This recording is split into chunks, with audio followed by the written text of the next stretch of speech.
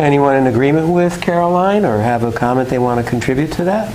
I think that it's not an either-or situation.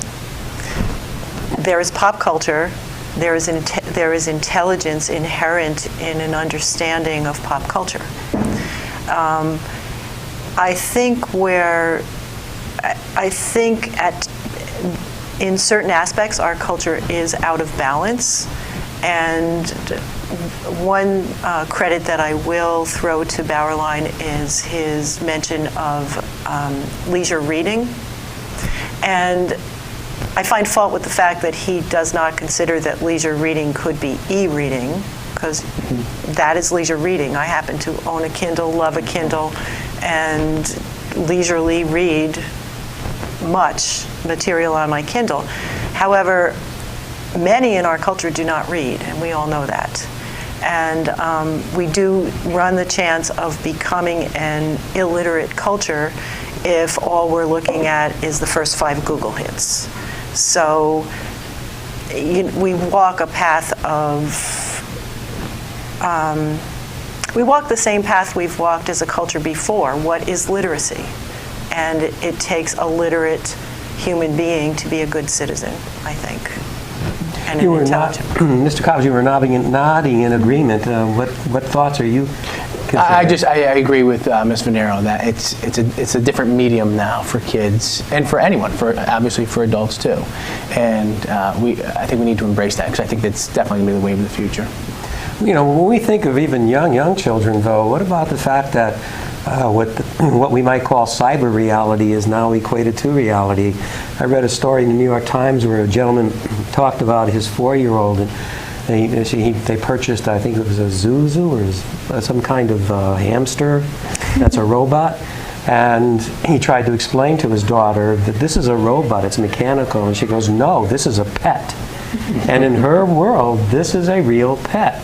So it's an interesting diminishing of lines there, so that the substitution of realities.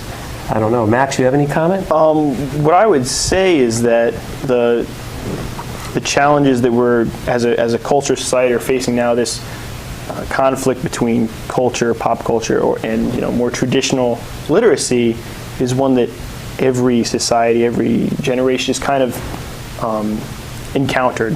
The difference now is there's so much more pop culture available to people that wasn't maybe 50, 100 years ago. And I think any generation would go through a very similar liking for this new pop culture and the media and all the opportunities that it gives us to have fun.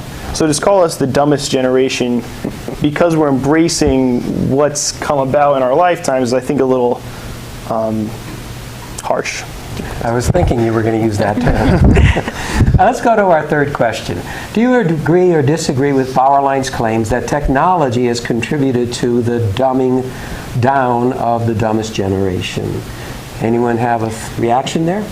I have to go back to what Max said before, because I think Max really hit it on the head. And kids today have a much different way of looking at technology. I don't necessarily agree that it's a dumbing down.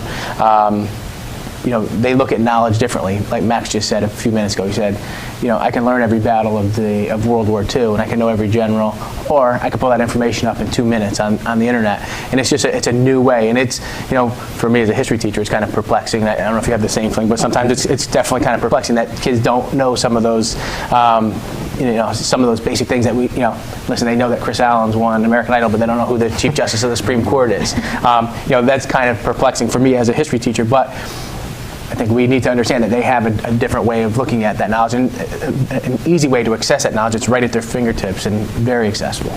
Caroline, any thoughts? I also agree with Max about being able to find anything you want at any moment, and I also disagree with his claims. I mean, I somewhat agree with his claims that technology is contributing to the dumbing down, because it does. Although you can know anything at the press of a button, it kind of lets you off the hook of knowing it on your own. But I also don't necessarily see how that's a problem, really, because although obviously I don't support being dumb, I don't think that as long as it's available for you to do it. I don't think we should ignore. I don't think we should reject it because it's there and it's going to be there. But what about I'll call it the accusation he makes that when we look at this young population, the largest percentage of their time is spent in social networking with this technology and not these other variables of earnest in learning and in researching that you've been referring to. Any comment about that? It's a problem. It's a cultural problem.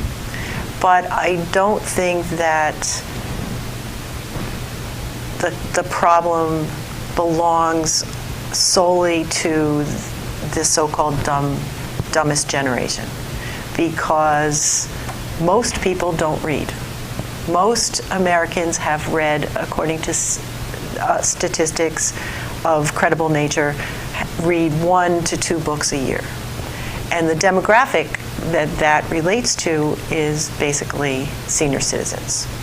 So what happens to that large group between 29 and the senior citizen? They're not reading either. Mm-hmm. So are we becoming the dumbest culture that America has seen for a while? Or how do we use technology and how do we train young people? We all do this at the high school level, to benefit from technology, to think through technology with the assistance of technology. I think it's more the question. I think you certainly hit an interesting nail on the head with the reference to the dumbest culture. Perhaps that's something that should be brought to Bauerlein's thoughts. All right, let's go to our fourth question. Is the dumbest generation the beginning of long-term trend or an exception? Any reaction, Max? I think that the dumbest generation is just a continuation of a trend that's always been there. And we have to put the various points that he makes big of in his argument. For instance, he talks about the Facebook and the social networking. 40, 50 years ago, that was baseball after school in the middle of the street or at a park. Or we're talking about books as essential in knowledge. We also have to think of them as a form of entertainment. You have other sources of entertainment competing for the consumer, whether they're 10, 20, 40, 60, it doesn't matter. And we're moving away from books because there's other sources of entertainment and knowledge out there. So I think it's just part of a trend that's been going on for who knows how many generations, and I think will continue in the future.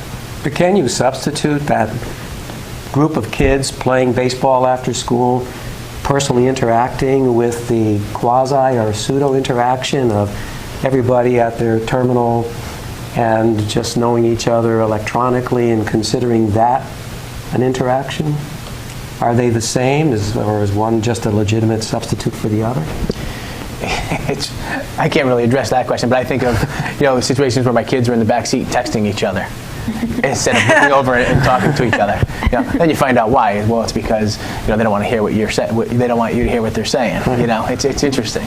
And where do where is that fine line? The kids, they go home and you don't have as much as what you were saying, that socialization out, and you never see kids going out and playing a pickup basketball or soccer or kickball or whatever it was when we were a little bit younger. And I'm not that far removed from you guys, but it really begs an interesting question.